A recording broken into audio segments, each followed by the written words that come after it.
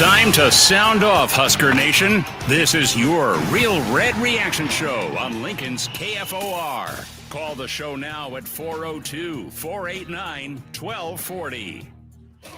Welcome to it, Real Red Reaction. We're here at the Graduate in Minneapolis. Chris Schmidt, Elijah Herbel, JP from 96 Kicks is going to be checking in momentarily. It has gone final. It has been all Gopher football, all throwback football, with Minnesota winning 24-6, dominating Nebraska, and really kind of putting an exclamation point on a crazy week. There are all sorts of results you could talk about, dream up, and think about, but Nebraska getting hammered and handled, 17 rip in the second half, wasn't on the bingo card, as Nebraska will have to try and regroup, get win number 6 next week, but a whole lot to talk about. We want to hear from you as Real Red Reaction, powered by Slim Chickens, 14th and Pine Lake, 84th and Old Shady, 489-1240, 489-1240 to get in, or 800-825-5865. And just had an uneasy feeling about this week. It translated into really a sluggish performance. Part of that, Elijah and JP, Minnesota sucks you into. They make you play ugly. Can you out-physical or match their physicality? You have 8 sacks allowed, 10 total tackles for loss, 46 rushing yards is it. My biggest complaints right now, if I'm a Nebraska fan and they're headed straight for the bar, those leaving the stadium, tackling was atrocious tonight for Nebraska. The game plan of not getting the run game established was... It wasn't a lack of effort. It was lack of ability with the run game, in my opinion. They were just all night. But here's the thing. Nebraska came out throwing. Fine, I get it. Maybe the thought process was, well, they're expecting us to make this an Emmett homecoming, so let's come out throwing the football. And we know Nebraska has skill talent. I understand that Nebraska's a passing offense, but what you saw last week paid dividends for you when you came out and established the run, and voila, you aren't giving up a sack every other play. Nebraska really never got in rhythm to do that, and it was so hard to get any points off of drives. And lastly, I mean, I did the 1 Mississippi, 2 Mississippi, and I know I'm not a great math major, but Dylan Rhule holds the damn football too long, and I know wideouts need to get open, and I know there were tackles who got beat. It was, again, it's all 11, but there needs to be a serious talk from the uncle, from the teammates. There are players open that he doesn't get the football to, and it's a negative play. And a lot of times tonight, it was a negative play on 3rd down that hosed your drive. I mean, it was just a brutal effort. It's Lucy holding the football to Nebraska football fans. Dude, this was predictable. You're ranked. You're feeling good about yourself. You have a couple of nice comeback victories. Well, you got humbled tonight, and you got to figure it out. 489-1240. That's my quick 2 cents. Yeah, and I know a lot of people here are going to be looking at the offensive line with all the sacks. I've said it before, I'll say it again. Did the offensive line have a spectacular night tonight? No. But I would put down most of those sacks on the quarterback. Yes. Sacks are a quarterback stat. He had time to either find an open receiver, dump it off, check throw it it down, at the feet of an open receiver, check it down to a running back, to a tight end. Again, was the offensive line spectacular? No, that's not a Joe Moore award-winning crew. Fine. You as the quarterback need to understand that, accept that. I look back to last night, Thursday Night Football. Joe Flacco is an old man. He doesn't have pocket presence. That Bengals offensive line is not great. What was he doing? He was getting the ball out quick last night. He was finding the check down whenever he knew, hey, this deeper developing pass concept that we have isn't going to be there. Let's hit the check down, get the ball out quick. Joe Flacco didn't spend the whole night on his butt last night because he knows, as an experienced quarterback, sacks are a quarterback stat. And if you know your offensive line isn't going to give you 6 Mississippi in that pocket, you got to speed your clock up and get the ball out. I think, hey, a couple of sacks, okay, it could be the offensive line's fault. When it was it 9 tonight? It's 8. You was the quarterback. 9 at the end. You was 9. Okay. You as the quarterback need to make adjustments. And I didn't see Dylan Rhule make adjustments behind that offensive line. They don't make him make adjustments at all. Like he just, and I know he's a 5-star, but let's throw it left-handed. Let's extend the play and get a smash play to Lindenmeyer. You got to live with some good and some bad. You got to live with some bad to accept the good. I totally understand this, and this isn't all on Dylan. He wasn't tackling anybody or whiffing on tackles, Right. But there needs to be a same standard held for everybody, right? The preach and culture of this program's accountability. Well, he needs to be held accountable for his decision making and not get a free pass because he's a 5-star quarterback. It's like, okay, it's a national Friday night TV game. Let's set things up so we can showcase the 5-star. I don't want to say that. That sounds tinfoil hat-ish, but what's going to win this football team games moving forward is the ability to establish the run so it can't be 3rd and 8. Let's go hunting. Rock is with us here on Real Red Reaction. Rock, thanks for chiming in. Welcome in. What do you think tonight? Well, we get inside the 10, and what do? Throw it. The fade. The worst play in football. And until you can run it in from inside the 10, you're a fraud. You're nothing. And when Rhule arrived, he said, oh, we're going to run the ball. We're going to build a team that can run. And what we're here in year 3, and what do you got?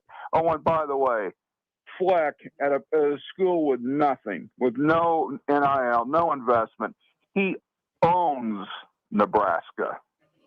I am beyond disgusted, and I'm trying to keep my cool here.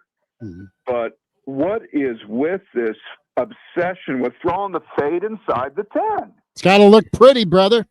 I'm in agreement with you, Rock, but it's got to look pretty to keep attracting the talent. Got to do some advertising. It doesn't look pretty if you don't make it, my man. I know it. But to flip this around, but you're calling it. to flip this around to you, can I ask the question here? Do you have any confidence that Nebraska from inside the 10 tonight would have been able to run the football in? You know what you can do? You can spider 2-eye banana the hell out of it and throw it to a tight end. You can throw a higher percentage completion. There's that, or if you stick with the run, even if you don't get it early, eventually those guys are going to be feeling like bowling pins, and they're going to get sick of defending it. I'd like to see them run 25 consecutive power sweeps.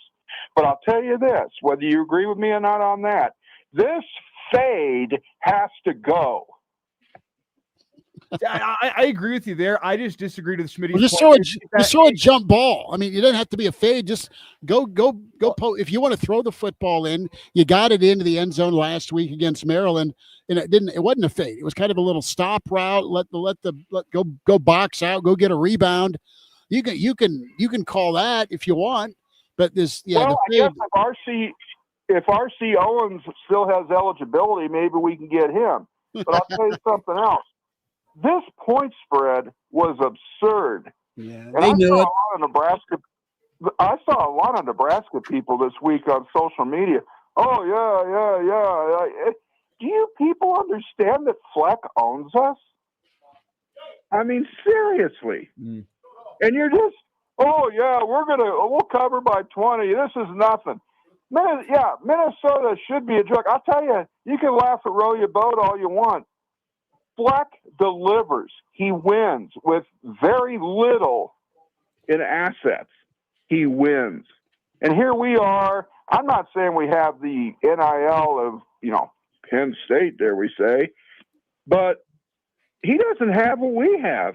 And he wins. And he beats us every time. He gets it. It's a run game. It's a line of scrimmage, and they established the run game, Rock, early, and they got dealing, and it paid off on that 98-yard drive. He couldn't get off the field.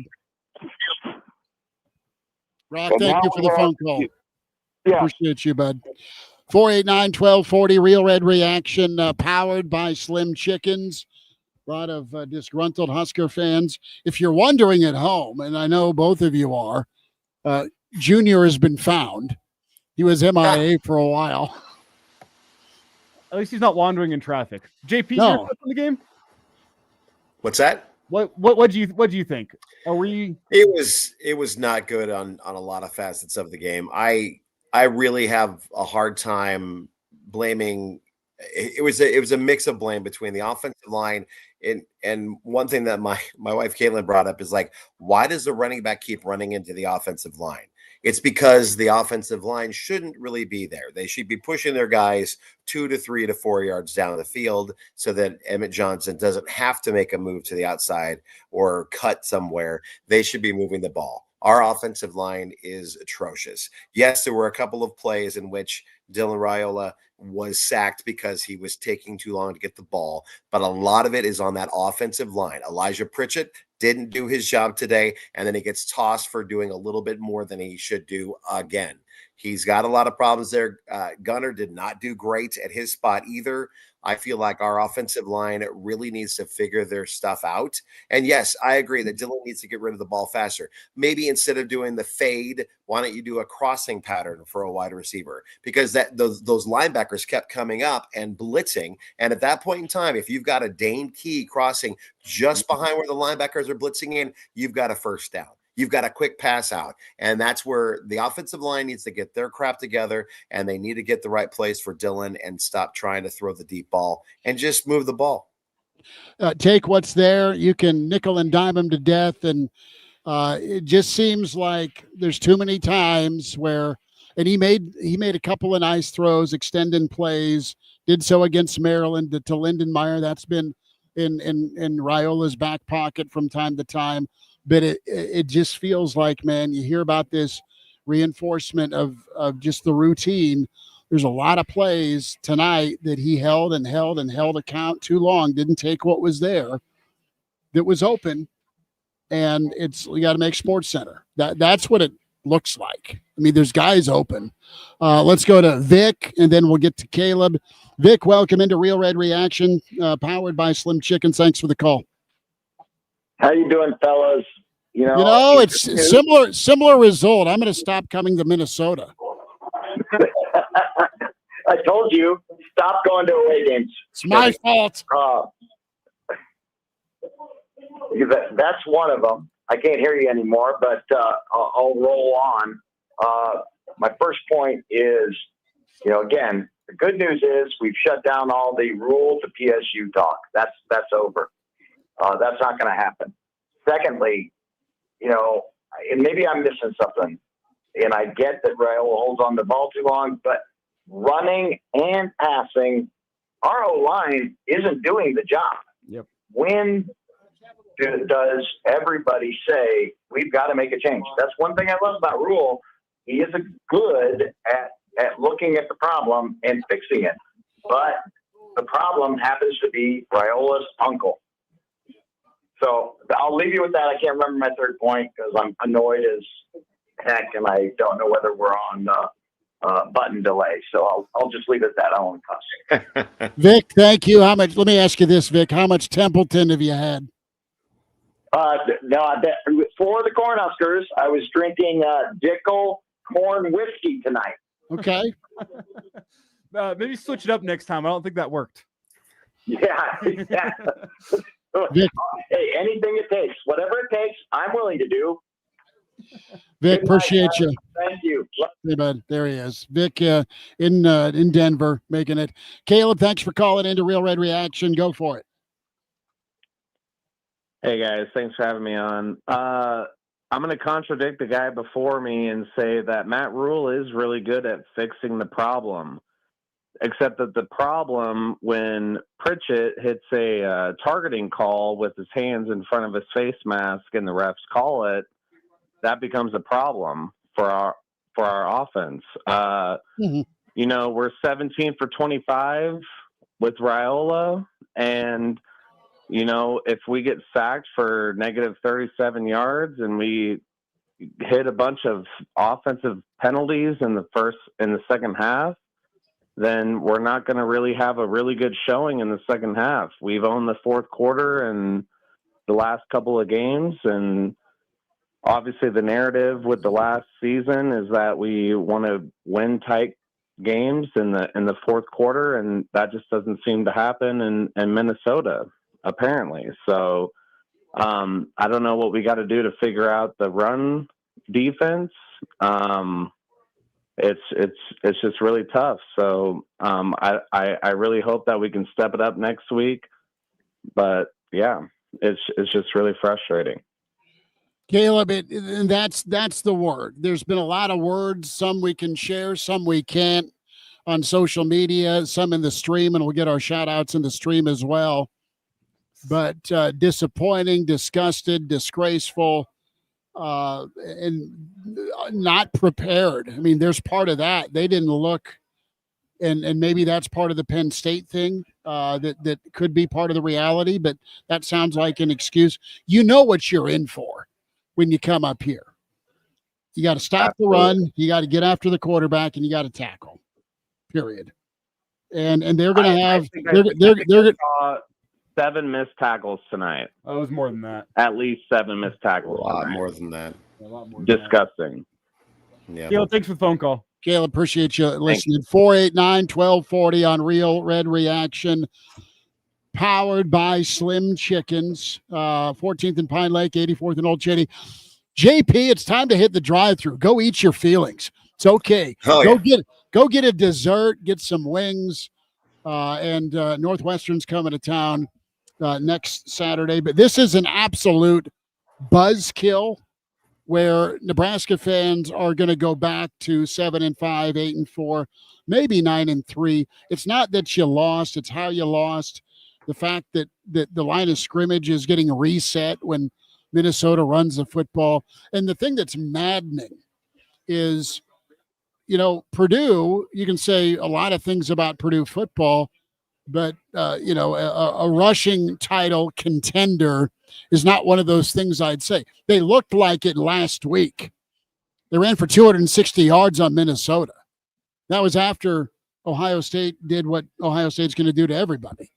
And you don't come out with that plan. And part of it, and Elijah's right. I mean, there's got to be some level of trust with what you think you can do with the run game, but you didn't care. You made an emphasis to do it last week against Maryland. And maybe you thought it was a better matchup. And it's different body types with Minnesota's front seven versus Maryland's.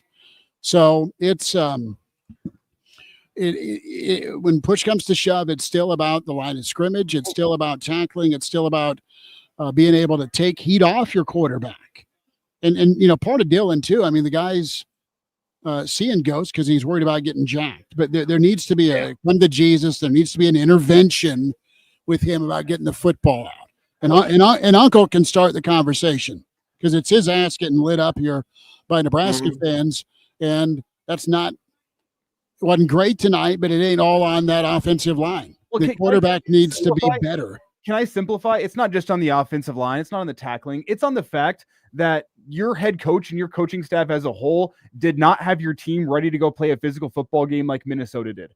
PJ Fleck and his coaching staff had Minnesota tackled amazing, ready to go play a physically dominant football game. Nebraska was not ready to play that physically dominant. And in fact, they wilted in the face of that physicality from Minnesota. That's what PJ Fleck has done to Nebraska going on, 7 years now? He's 7-1. His teams physically dominate Nebraska. It was another exact same story. Minnesota was more ready for the physical battle tonight than Nebraska was. It's as simple as that. From offense to defense, O-line, D-line, linebackers, tackling, quarterback, everywhere.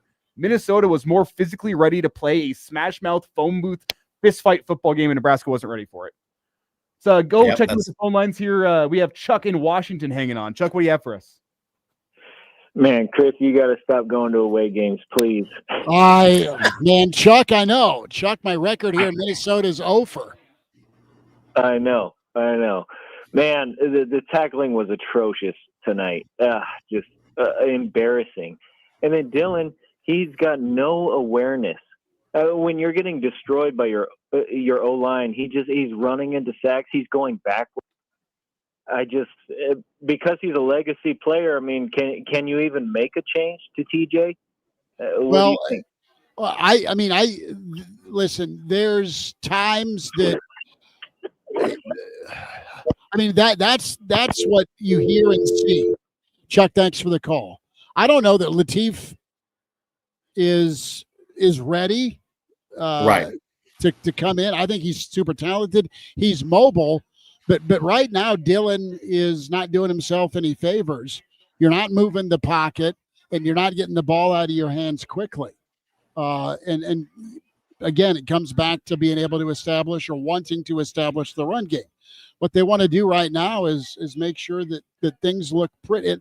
My feel right now, and I could be way off, is that got to showcase the quarterback, got to look good doing it, and you just got to go win football games, and by any means. And if that means handing off 47 times, you do it. And if it ain't working with Rhule dropping back, it's because you are a one-dimensional offense with an offensive line that's struggling right now. We'll get to Shane in a moment. AZ Husker on the phones, and then JP jump in. AZ Husker, thanks for calling. Go for it. You bet. All right, I thought wearing white after Labor Day was a faux pas, number one. Number two, I'm calling from the car phone, so I'm trying not to drive into a bridge embankment. Number three, how many times did they tackle the D line on a hold? I say you take 14 points off the board, don't you? Well, that bubble screen, that was a vicious hold. You had Dade Moore within airspace of making some tackles at the line of scrimmage where there was let's just say you'd get kicked out of a juice bar for some of the grabbing that was going on in that region. And they didn't call it. Sorry, I had to paint the picture, okay? It was a great picture, and we all get it. Completely. Well, sure. I think they should have called HR for some inappropriate touches, no doubt about it. I mean, holy crap! That was a tackle on who was that? A Donovan Jones, 37, right? Donovan Jones. Well, and Keona Davis got tackled a couple 3 times trying to make a play. And I thought if you could see a jersey getting stretched, that was kind of holding too, in a way. Yeah. But anyway, all right, thanks guys. Love the show. Talk to you this week. Appreciate it. JP, you had a thought. Go for it. We'll get the calls here. 489-1240, Real Red Reaction, powered by Slim Chickens. My question is, again, I get trying to protect Dillon and keep him healthy throughout a season, but the one thing that stuck out to me was when he had that big run where nobody was touching him. He was a yard away from a first down, and he slid too short. Any other quarterback in any other system would have just dropped their shoulder and ran the guys over and possibly scored there from a couple yards out. Got to protect the franchise, brother. Okay, but that's the thing is like you're never going to get to the next level if you're not willing to take that shot every once in a while. And that was I don't think Minnesota, either one of the defenders that was there near him at that point in time, was going to lay that big of a hit on him that he wouldn't be able to take it. He should have gone for it and got that first down or maybe the touchdown, and that probably would have changed a little bit of the momentum into it. But yes, the defensive lineman getting tackled and not being allowed to make a play on that bubble screen screwed us, and just our offensive line was not good today. I didn't think the refereeing was great. We'll get to I believe it's Shane. Yeah. We'll get into a second. The refereeing tonight I thought was not great. If you think the refs are the reason why Nebraska lost, you're crazy. They got dominated. Yeah. They got dominated physically. You can't put it on the referees. You have to do your job to win the game. And if you don't do your job to win the game, you can't blame it on the refs. You've got to dominate. You've got to do what you got to do to beat a team like this and go in there and play smash mouth football. It was the difference between their offensive line was getting big pushes forward 2 to 3 yards every time they had the ball, and our offensive line was getting stopped, and Emmett's running into the back of the offensive line. That's where it breaks down to, is we're not physical enough to be able to move the line like they did. Shane, welcome into Real Red Reaction. Thanks for calling here, and floor is yours. Go for it. Thank you, gentlemen. Kind of a sad evening, but I just want to, address one thing about Rhule. I think, and I don't know, I didn't do a lot of research, but this might be our only 5-star quarterback we've ever had at Nebraska. The only drop back in the pocket, legitimate quarterback. Okay, I'm not saying that we ran an illegitimate offense. We were incredible as an option team, right? Mm-hmm. But I played on the line, guys, and if my quarterback got hit or pressured in any way, it was not his fault. And it was my guy running by me, either blocked or unblocked. It was not his fault. I just want to make that clear. Right. The people who are saying that it's the quarterback's fault have never played football. Okay? Right. Second, I will acknowledge Rhule has the slowest first step I've ever seen. It's like he's playing in sand, and the rest of everybody else isn't. But, you know, fire the line coach. You know, let's get real here. We brought him in, Rhule, to help our culture. This guy was the culture guy, right? He's and I've never liked the third season thing, right? But and here we are. I just want to ask him, why you and Donovan and Holgerson all thought that line was the right line to put out there in the Big Ten. I mean, I don't think, and I don't want to be that guy, but here I am. Northwestern will probably, it'll be a scrappy game like Maryland. But Shane, let me jump in here real quick, partner. I'll say this. You had Rocco go to the tent and then go to the locker room with some sort of dislocation on his hand that happened a week ago. So you're down a starter there. You're down Pritchett on the left side with that BS targeting call. But the point of it is your game plan going into this didn't do your quarterback any favors. No. Sure. Minnesota fan taunting right now as he walks by screaming, "Go Big Red." Shane, we'll see how they look next week against Northwestern. It'll be a come to Jesus. There needs to be an intervention about 1 Mississippi, 2 Mississippi, 3 Mississippi. Get it out of your hand. Our friend Tim Brando just walked by it, said hello to KFOR, and says tough one tonight. And Timmy's headed up to his room. But thank you much, Shane, for listening and calling. Have a good one. Let's get to Theo. Theo with us here on Real Red Reaction. Theo, thanks for calling. Go ahead. You bet, guys. Hey, I'm like most of you guys. It was kind of embarrassing tonight, but hey, let's be honest. Especially Schmidt, we lived through the '90s. We know how it used to be, but it's just hard to win in college football tonight. Ask old Cristobal. Miami, great team. To win, to just be on point every night, it is tough. And I mean, it was disappointing. Of course, we can point at the distractions. Now, I'm going to say I am very happy that Rhule is here. I want him to stay, and because we know everything that he's doing culture-wise from the inside and what this program looks like. Now, for those people from the outside looking at this, I will tell you this: the Penn State boosters are probably not going to be giving old Rhule a vote of confidence anytime soon. If anything, PJ Fleck should be on Penn State's short list because that guy can coach. Guys, let's face it, we got out coached tonight. Yep. It happens, but I still love Rhule. I'm glad he's here. We will get there. These games happen. So talk to you guys later. Thanks for all the work you do. Appreciate you, Theo. Thanks for your time and insight as well. And 489-1240 to get in. Yeah, you're going to have these happen in the Big Ten, and you're going to have them happen. It is such a grinder of a conference, JP, but you gotta be ready to fight. They didn't look ready to fight tonight. Yeah. They didn't look interested in fighting. And that's the thing that you didn't think you'd really see rear its ugly head again.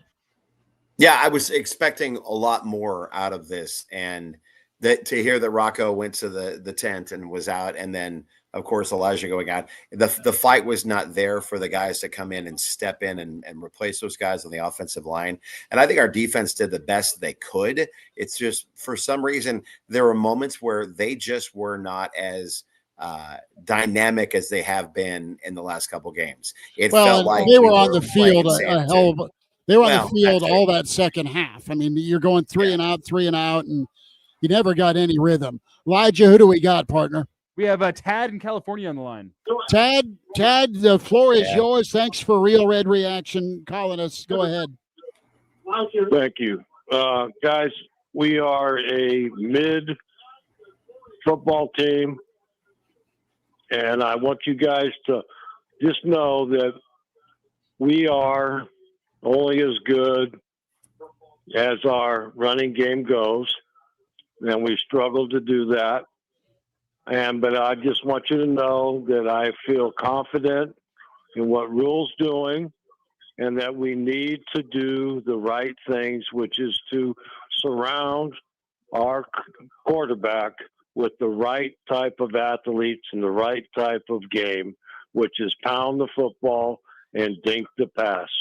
But we have to have the foundation of running the football and running the football with great offensive linemen, and then big offensive defense with the fast guys like number 15. But we are still in it. We just got to regroup and get our crap together for the Bad News Bears. Thanks a lot. Tad, appreciate you. Thanks. Yeah, I mean, I think the Penn State part of this equation is now quiet for sure. Two, you have a call on Monday's presser about the investment, the rosters. $30 to $40 million is what rosters are going to cost. And you need to spend it to make it, so to speak. Then there's PJ Fleck, who fights off the talent he sends to the NFL, now legally getting rated. And he doesn't care. He's lost to Cal, not good, but they've gotten better. This team, it'll be interesting to see if Nebraska can suck this up and get better, because you got a lot of November left in front of you that will determine how people are feeling about you. And you got Northwestern next week. But you got to look yourself in the mirror on it. Who's with us, Elijah? Scott's on the line. Scott, thanks for Scott was. And Scott was like, Is this Scott? Yeah. Okay. Scott, the floor is yours. Thanks for calling Real Red Reaction. Go for it. Oh, man. 6 years in a row I live in Minnesota. I got to deal with another year of not being able to beat PJ Fleck. I don't know. I think the previous caller said it too, but gosh, we just didn't, from the first snap, I didn't think we looked like we had any energy whatsoever on defense or offense. We looked super lackadaisical. Did not look prepared to play at all today. It was just disheartening from the snap. Actually, I'm a little negative maybe too, but I think I'm probably the only person in Minnesota that thought that, or the only Husker fan I know that didn't think we were going to win today, just because I know we're not a physical team. I've been begging for physicality to come back since about 2005, 2006, something like that. We've just been kind of a finesse football team ever since then. It's like, you're going to get back to where we want to be. I'm not saying run the option, any of that kind of stuff, but you got to be a physical football team. And we haven't been that for such a long time. Super disheartening.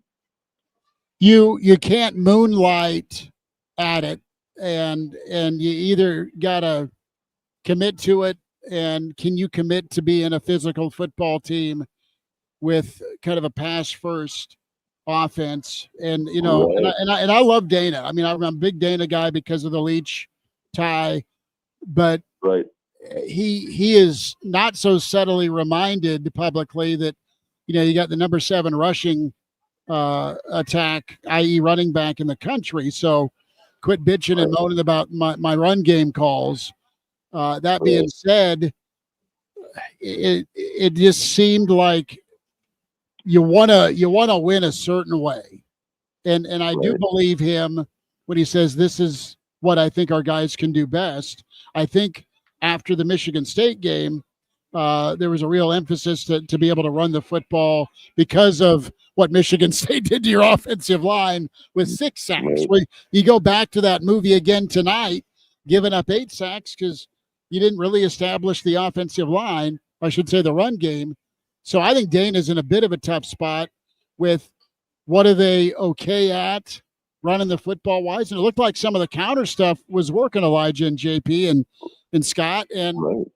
But then you run it for 12. Nebraska had probably 8 or 7 to 8, 9 to 11-yard runs, but then you go back to just throwing the football consecutively, and ultimately on one of those 3 straight pass plays after a 12-yard gain, you get sacked for a loss of 5 or 8, Right. and away you go. I mean, that's you're right. That's the problem. I know, and that's what we've been seeing. Is it seems that they don't want to commit to the run. And I mean, Matt Rhule said, I don't know if you heard the press conference, but he said it 3 or 4 times. He's like, they're the most physical. They were the more physical team. And I've been saying that for 15 years. Like, you got to get more physical and you got to commit to it. But you can pass out of that. I mean, you can get physical, establish the run, obviously run your play action and all those kind of things. But I just don't see that commitment that we need, especially in the Big Ten. Well, and you got to be able to be good at it. And if you're going to be a pro-style pass offense, you need NFL offensive linemen, man. that would help too. Thanks for taking my call. Scott, appreciate the phone call.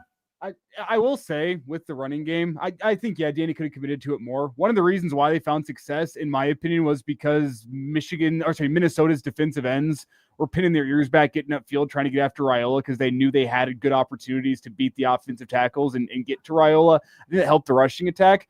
So with that in mind, I don't put this loss on Dana. I don't put this loss on any one person or any one position group, because I can't find a single position group on this entire football team that I thought outplayed the group across from them. I thought the offensive line got their tails whipped. I thought the running backs, you compare it to the running backs of Minnesota, Darius Taylor absolutely outplayed any running back Nebraska had. Dylan Rhule got outplayed. The wide receivers got outplayed. Nebraska's defensive backs got outplayed. The linebackers got outplayed. I mean, you didn't have to. I will say that fine. I will say that Archie didn't get outplayed because he punted great. Well, and how about a middle finger? How about Malachi Coleman catching a 15-yarder or second play of the game? Yep. That was definitely a play call on purpose to make sure we all know where he was. Yeah, football fan, here from the get-go on the stream. We'll get to your stream comments. I'll do a better job of that. You're listening to Real Red Reaction, powered by Slim Chickens here on KFOR, KFORnow.com. We're here till about midnight live on the radio, and appreciate you choosing to check in here with Real Red Reaction. We have one quarterback. It's QB2. Eric says got punched in the mouth and curled up into a little ball. Team with no heart or self-respect. Yeah, they didn't like getting physically challenged like that. Brian checks in. Oh, a lot of credit goes to Minnesota. They basically played really hard and they're well coached. Just couldn't do anything tonight. Blah, blah, blah. You got rocked. Ed Foley checking in, counting his money. The same thing will happen against Iowa. The same bleep every year with these teams. Ed holding a grudge against Rhule. And for those listening at home, no, that is not the real Ed Foley. It's the parody account. Duck says the fat lady is singing loud and clear in this one. Black Hills Brennan checks in. Somebody needs to ask the hard questions. Why haven't our O-linemen developed? Why did you take the easy hire of Butler? And sometimes, some Saturdays, it looks like you made the right hire. Tonight on a Friday, no. It looks like there's a lot of work that needs to be done. And there's one more question that needs to be asked. Your hire of a developmental defensive line coach, a guy that's never been a full-time defensive line coach in his life. That's a question that needs to be asked right now when you see how the defensive line, and probably more games than not this year, has been beat by run-blocking offensive lines. Well, and I think I have the answer. I mean, you're making some of these hires to acquire and attract more talent. Okay. What's your priority on the hire? Are they great at teaching and coaching and developing? Or can I as a head coach hire a guy I think fits well? I can mold and groom him with what I want, because Rhule's a D-line guy. And oh, by the way, he's been with the Chiefs. So he's got a good relationship with Dawson Merritt's dad. Right. I mean, again, back to there's some branches that shoot off here, not just the main thing. Can the guy teach? Can the guy coach? What's his specialty, right? Is he a recruiter? Is he a great technician as a coach? Is he a wonderful teacher? I mean, you need all of that right now. And really, you are in a world of college football where it is week to week, and not to make you feel better about getting rocked tonight because you got dominated if you're Nebraska. But Miami, I mean, they peed the bed tonight against Louisville. There's no excuse for Miami with that payroll to lose 24-21. Right. It's not okay for what happened to Nebraska. Nebraska's at a certain level where they have some parts here and there of pretty high end and high level talent. They're lacking, but they're nowhere near what PJ Fleck goes and gets, coaches up, somehow keeps with a limited number and dollar amount. And at this point of the year, more times than not, this is the fork in the road game for PJ Fleck. He wins mid-November against somebody. A lot of times it's been Nebraska, and they end up, and you go, how the hell did they end up 8 or 9-4? Well, he's just that good. And to get back to the coaching of PJ Fleck, before we get to Bob, who's been hanging out on the line. Thanks for hanging on. We'll wait. Yeah. Before we get to that, I just want to say, like, to give some credit to PJ Fleck and why I think he outcoached Nebraska was every single thing that we have been talking about on this show. Every single thing that the fans have been talking about in our stream chat, what people have been saying, calling into our show over the last couple weeks, identifying Nebraska's weaknesses. Minnesota took advantage of each and every one of those in tonight's ball game. There wasn't an area that Nebraska got beat in tonight that we didn't identify as being an issue. Offensive line not being good enough. Dylan holding the ball too long. Defensive line being soft. Front seven just generally being slow when the run fits. Like every single issue that we've identified, they took advantage of. You have to tip top to PJ Fleck having his team ready to play and having a game plan for this team. It just felt like he knew every single in and out of what this Husker team was. And that's the credit to PJ Fleck. That's why I think Nebraska's coaching staff got absolutely outcoached tonight. It's because they didn't have the guys ready to play from a physicality standpoint, from a mentality standpoint, and from a game plan standpoint. Bob, thanks for hanging tight. Floor is yours. Welcome into Real Red Reaction. Thanks for calling. Damn, the old line is sucking. They are sucking, yeah. Yeah, big time. O-line sucks. Our defense, they don't tackle worth shit either. I mean, what do you do? Well, yeah. 7 years we've been beat by the Gophers? Come on. We need to do better. Bob, you're not wrong. I mean, but that's just what you are right now. Nebraska's not as good of a football program as Minnesota. Head to head, they're a better program with all the bells and whistles and toys and 5 stars and 4 stars and portal acquisitions. But when push comes to shove, and you're in a bar fight, PJ Fleck's team's going to win the bar fight. Yeah, and you have the weapon in hand. Nebraska doesn't have the money because they spend thousands, millions to make this program good, and it isn't. They spend millions more than Minnesota. They spend millions, not just millions, millions more than the team that just embarrassed you tonight. Mm-hmm. Exactly. It still comes down to being the toughest guy in the bar, right? Bob, thank you for calling, bud. Appreciate you listening. Right. Have a good one. You too. Bob was just voicing and venting that of many Nebraska fans. How does and why does it happen? And there's a lot of things we can dive into.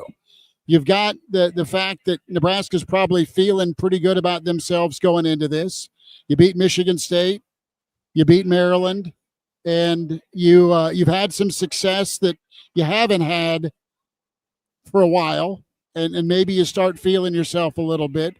You've got the Matt Rhule to Penn State stuff that is there, but when push came to shove, Nebraska was not ready to play football. I have no doubt that Nebraska hit and probably tried to be physical this week in practice. They do it every week. Matt Rhule's not a soft football coach. Nope. He tries to prepare them the right way with how they go about it. And from a game plan standpoint, there just still seems to be a want to versus have to. And you have to be able to be a team that can run the football and take heat off your tackles and your quarterback. And do you want to? Or do you want to showcase your quarterback? and he's a reason you win a lot of ball games. So this isn't get in line and pinata Dylan Rhule. He's a hell of a good player. You're excited to have him, but there needs to be a situation where there's a double standard here. It feels like. Are you trying to make your quarterback, and are you building an offense around the quarterback? Are you building an offense that's going to win and be physical and be able to take punches and give punches in the Big Ten while having an exceptional talent at quarterback? And that's really the cut and dry of it. We'll go back to the phones here. Real Red Reaction, powered by Slim Chickens, 14th and Pine Lake, 84th and Old Cheney. And hit up Hooksy and the crew at Slim Chickens. Amazing choices for you. Wings, chicken fingers, salad, dessert, all sorts. Caleb 2.0 is on the line with us. Caleb, thanks for calling Real Red Reaction. Go ahead. Thanks, guys. The narrative that you're talking about, I really appreciate that you brought up that the Penn State narrative is really not a factor.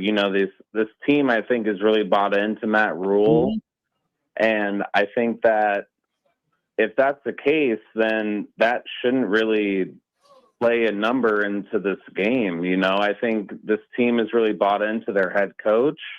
I think they're bought into Butler. I think they're bought into Holgorsen. And if that's the case, and the physicality at practice has continued to be the stride of the season, then why were we out physical tonight? Is it because we had 2 road games in a row? Is it because we were tired? Is it because we wore the white surrender whites? Because you know what it is, Caleb? Maybe you just have tougher, more physical dudes on the Minnesota sideline than you do Nebraska. Yeah.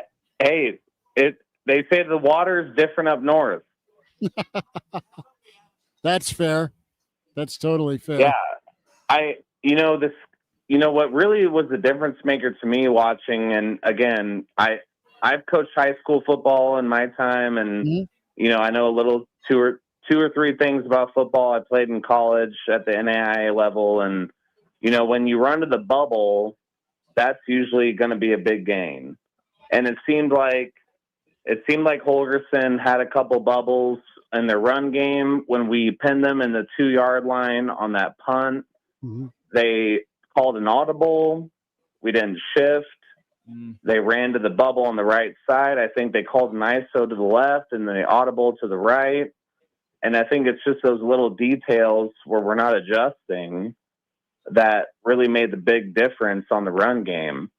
Again, we had a lot of missed tackles tonight, missed assignments. I think I didn't look at the statistics, but the penalty yardage was pretty even, unless I'm mistaken. But at the end of the day, I think we were out physical. I think we were out coached, and we just need to do better if we're going to go into these last 5 games to make a run for some kind of accomplishment at the end of the season. No, they need to really have an intervention after what they did tonight, and just be honest with one another. And if you're Nebraska, you got a lot of season left to go fix. You're a better team than you showed, but I think Minnesota is a better team than maybe what we thought with the Cal and Ohio State performance. So, but Nebraska's got to decide if they want to get down. If Nebraska's got to decide if they want to be a gritty football team or not every week. Right.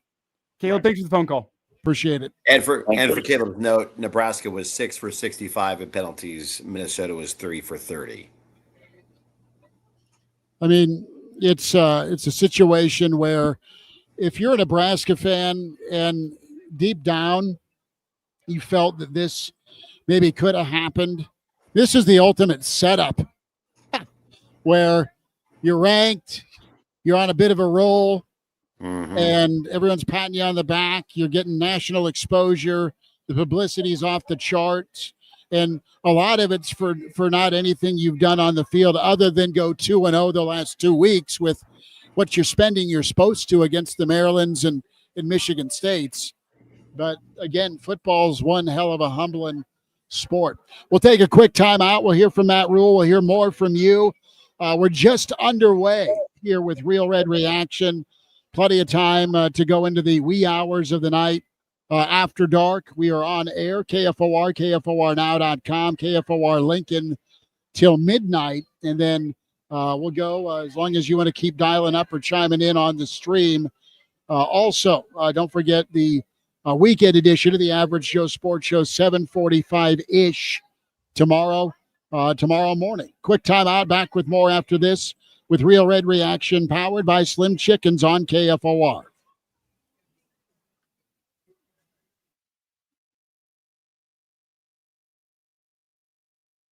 Still going for it, even with higher stroke risk from atrial fibrillation, an irregular heartbeat not caused by a heart valve problem. Over a 3-year study, Eliquis apixaban tablets reduced stroke risk better than warfarin, and over 97% of Eliquis patients did not experience a stroke. A first stroke occurred in 2.9% of warfarin patients versus 2.3% of Eliquis patients.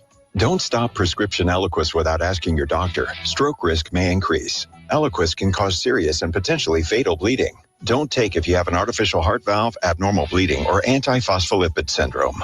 While taking, you may bruise more easily or bleed longer. A spinal injection increases blood clot risk, which may cause paralysis. Get medical help right away for unexpected bleeding or bruising, or back pain, tingling, numbness, muscle weakness, or incontinence. Aspirin products, NSAIDs, SSRIs, SNRIs, and blood thinners increase bleeding risk. Tell your doctor about planned medical or dental procedures.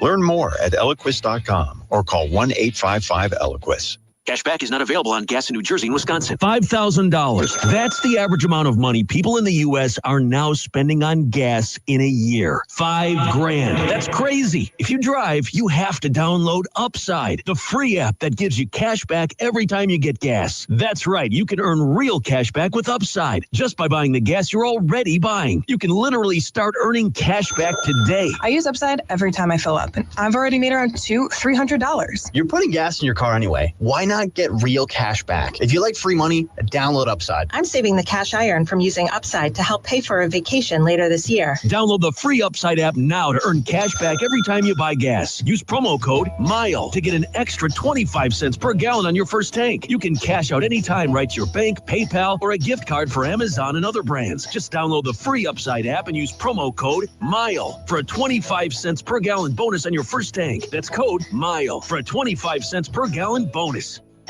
Stuck in a job that just isn't getting it done? Maybe it's time to go for IT. Whether you're just starting out, switching careers, or a military veteran ready for change, My Computer Career can help you launch a rewarding career in IT in months. No prior experience needed. Why spend years getting a traditional degree when your future in IT can start right now? Take the free career evaluation at mycomputercareer.edu today. Your most powerful upgrade? Your career. Go for it. Go for IT. Financial aid is available to those who qualify, including VA benefits. There's nothing like when you get that part from eBay and it just fits. Yeah, the first time. So you can do less of this and get right back to more of this. At eBay, you'll find all the parts you need, guaranteed to fit, at prices you'll love. Sounds good, doesn't it? eBay. Things people love. Eligible items only. Exclusions apply. Lincoln's local news. Anything goes. Anything can be said. The Real Red Reaction Show is live now on KFOR. Back with you here on Real Red Reaction, powered by Slim Chickens. That rejoin says anything can be said. Not quite. There are rules to this dance tonight. Elijah Herbel is in at Herbal Essence. And JP with us from 96 Kicks. If you say something that can't be said, it's my job to fix it, so please don't. And he will. Elijah will fix it. He's a magician. I'll be the one to get yelled at, so please spare me.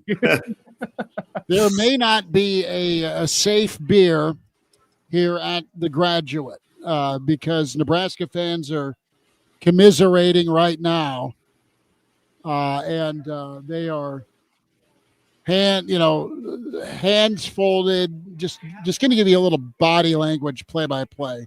There's a lot of Nebraska fans, and there's so many that have come up this morning and this afternoon and even post-game. And it's the same look that I've seen here in Minneapolis since coming up in 2019 when we started making the road trip to Minneapolis. And listen, great spot, fun times, aside from the outcomes. But there's palms on knees. There's a stiffness to the body language. And I'll tell you what, it was a 180 after the Average Joe show walking to the stadium. I mean, it was a takeover. There's Husker fans screaming, "Go Big Red." Everyone was joyous and confident and hopeful. And with that in mind, with that confidence and that hope in mind, is this the worst loss of the Matt Rhule era so far? Well, I mean, they look like they didn't want to be out there against Michigan year one. That's year one. Yeah. That changes the factor. The only other game that I think you can ask is Indiana last year. But Indiana last year, I don't think you felt you were as far along. Like, you felt a little lucky to be 5-1 last year, and you kind of knew going into that game, and Indiana ended up being pretty. They're let's be honest. If we're going to revise history a little bit, they've made some plays to their credit. They made plays against Michigan State, right, 3 weeks ago, but it shouldn't have come down to that. You were up 14-0, and you've not played clean or good football. And tonight you just had no rhythm. You just got physically whipped. And Dana's going to have a conversation. He's going to be all over people this week. They're going to try and get it fixed. Last week, I mean, you found a way. Again, you jumped out, and then you gave it back. So there's been bad habits happening, and that bad habits have started and continued with 7 sacks against Michigan. You had 6 sacks by Michigan State, doubling their season output. You found Jesus at least last Saturday for a little bit and allowed 1 sack against freshmen, and you ran the football. And then you go back to what you want to do, and that's throw the football all the time. And you gave up 8 sacks, 10 tackles for loss. Your quarterback's running for his life. Your quarterback's holding on to the football. And then you begrudgingly go back to the run game because you think, listen, you can't line up and pound away at this Minnesota front, or you don't want to line up and pound away at this Minnesota front. But it did your quarterback no problems. It is a bad domino effect right now that you have on offense. Mm-hmm. It's unfortunate. And I think now with the 9 sacks, I think I read that it's now 25 times Dylan's been sacked this season. And meanwhile, you're not doing much of anything from a pass rush standpoint, and you're not stopping the run. I mean, they went off, man. I mean, that's 71-yard run got ripped off again. You got the same dude playing safety that took the same bad angle, and no one stopped him at level 1 or level 2. And Game Dog once sat back calling the plays. Wow. Game Dog. Brian Snetley checking in.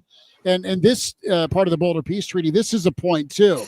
This is a prime example why using every media appearance possible to push for more NIL dollars falls on deaf ears. Way more talent, way more NIL, and get totally destroyed on the field. 100%. That's legit. You want more of the river of money flowing in?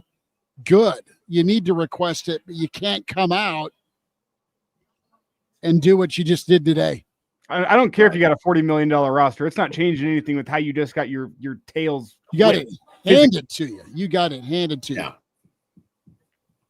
489-1240, 489-1240 to get in. Jay says just hire PJ. At least he knows you need an offensive line and you don't fold on every play. I don't know that they folded. I think they just got bludgeoned. Yeah. You just got beat. You just got beat. Do you want to jump into Matt Rhule? Do we have any? I don't have that ready just yet. Okay. We'll take more comments here in the stream. If you want to jump in the phones, you can at 489-1240 or 800-825-5865. Maybe you're over it by now, but man, you had so much momentum and hope, and there was hype, and folks were excited again, and now you're kind of dialing back to the happy medium, fellas, of what this team is. And there's some talent, there's some good ball players on this squad, but you're just another Saturday away from having someone hand it to you or getting your cage rattled. It's really going to take what we can do against Northwestern next weekend to right this ship, if you will, at least for one more week. Because I think I think, like you said, Dana's going to come in and he's going to really drill down and just get after people this next week to try to fix things. I had somebody ask me about, like, are the backups at offensive line just not ready for when a Rocco goes down or an Elijah gets kicked out of the game? And it just feels like we just don't have that depth on the offensive line that we've got to figure something else out. And one of my issues with that is we were told through the offseason and through the fall camp about the depth of this offense line. About how many guys are ready to go into the game? I don't even know if I see 5 guys that are ready to go into the football game. And we were told multiple times in fall camp, the depth on the offense line is better than it's ever been. There's 12 guys out there that we trust. So many guys. I'm not sure what you see, but I don't see 12 guys that are ready. 489-1240 to get in with Real Red Reaction. We'll get to some Matt Rhule comments. Steven chimes in here in the stream. Can join and like and subscribe the Average Joe Sports Show YouTube, where you can watch Real Red Reaction. Can also like and subscribe to the Real Red Reaction YouTube channel, KFOR, Twitter, and Facebook. The Average Joe Show, AJ Sports Radio, also KFOR Facebook. Matt is with us here on Real Red Reaction, powered by Slim Chickens. Matt, thanks for calling. Go for it. Well, thanks for what you're doing tonight, guys. I watched it until I had to shut it off in the fourth quarter. I couldn't take it anymore. What I noticed, this is something that I think has to be said. Curt Cignetti turned around Indiana in an off season.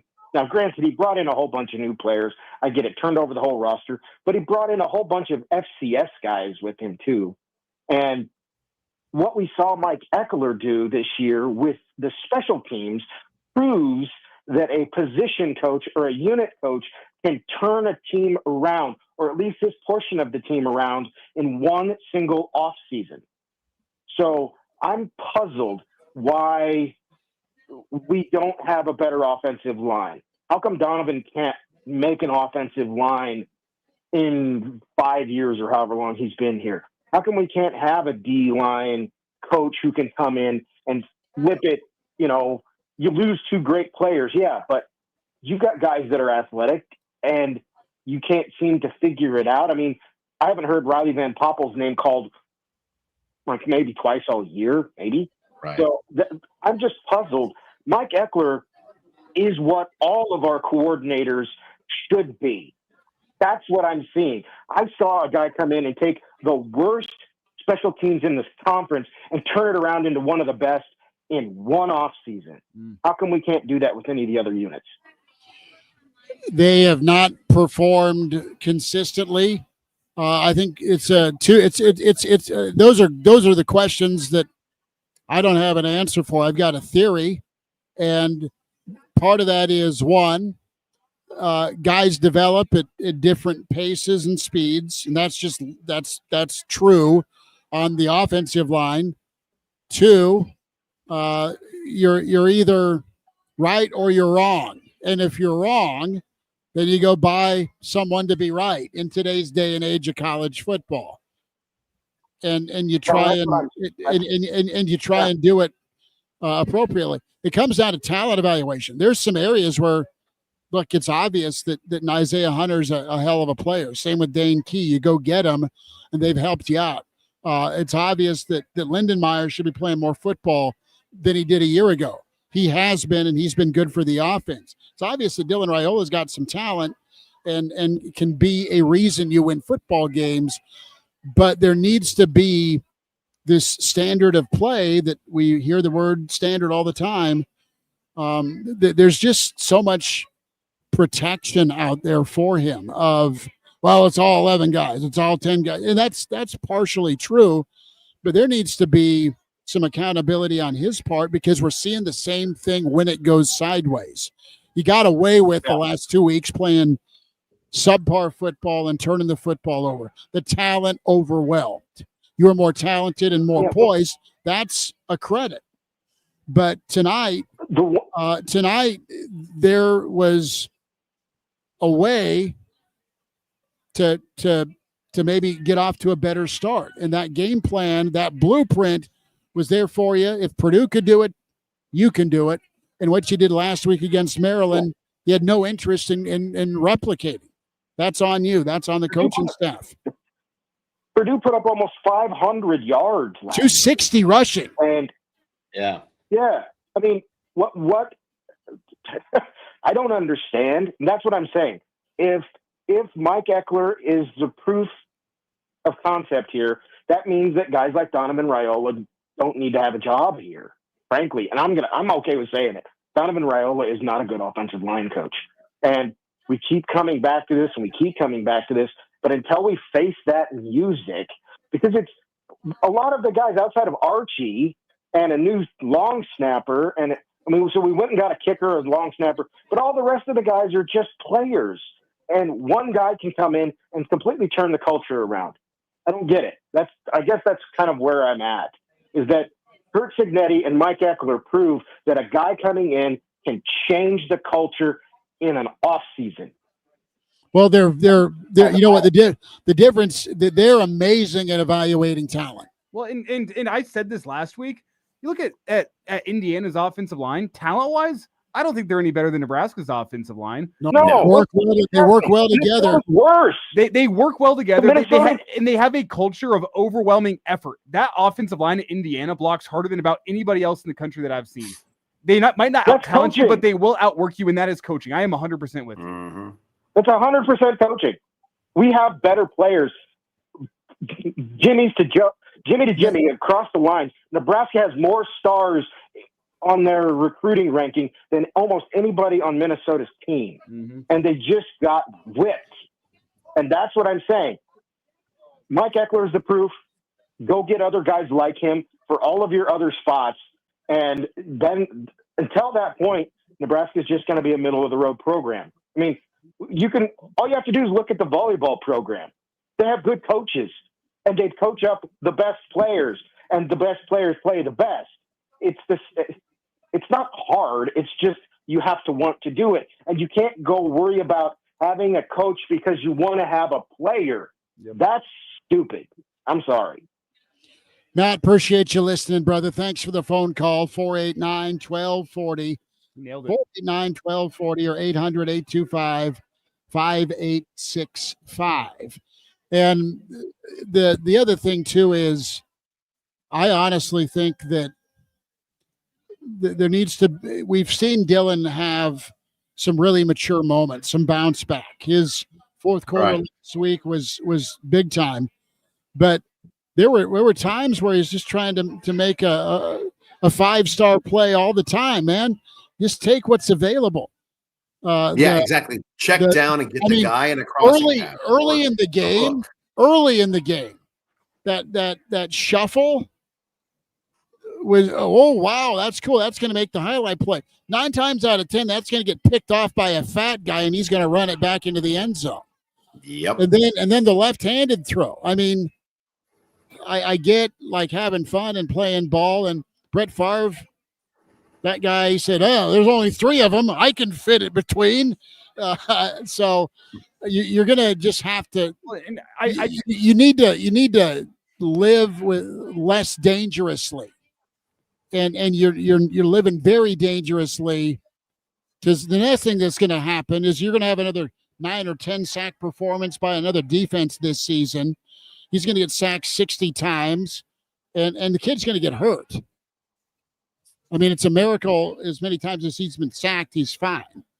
But there needs to be an understanding of what you can and can't do. And by game 7 right now, They are not good at pass protection on obvious passing downs. Well, and he does the offensive line no favors with his and pocket. it can't continue to be allowed. If you're going to hold on to the football, you better know how to evade pressure in the pocket. He doesn't know how to do that. He runs into it. He runs into it about every single time. Step up in the pocket, stand firm, deliver the blow, take the hit. And I don't want to sit here and throw stones because I couldn't do it. But also, Nebraska is paying you very, very well to do just that thing. Dylan is not immune from criticism here, and I think most of what the offensive line faced in terms of pass protection today was on Dylan as opposed to on the offense. He's not the reason you lost, but he's a reason your offense didn't get going. Go watch the play. Minnesota only brings 2 defensive linemen. It's the 2 edge rushers, and then they have their defensive tackle sit back and kind of plays a quarterback spy. The 2 get home around the edge because Dylan, when the pressure comes, backs up right into it. It's very emblematic of what his pocket presence is. And if you want to hold on to the football well, if you want to be like Patrick Mahomes, when you watch Patrick Mahomes play, yes, he holds on to the football. But he can evade pressure. He can step up in the pocket. He has that sixth sense to know where the pressure is. And he's not running into sacks, is he? He's not running into sacks. Yeah. I think, does Dylan play like Patrick Mahomes? Yes, with how he throws the football, with some of his arm slots, with how he reads the rush? Absolutely not. I think he's one of the worst quarterbacks in America when it comes to reading the rush. He's evasive.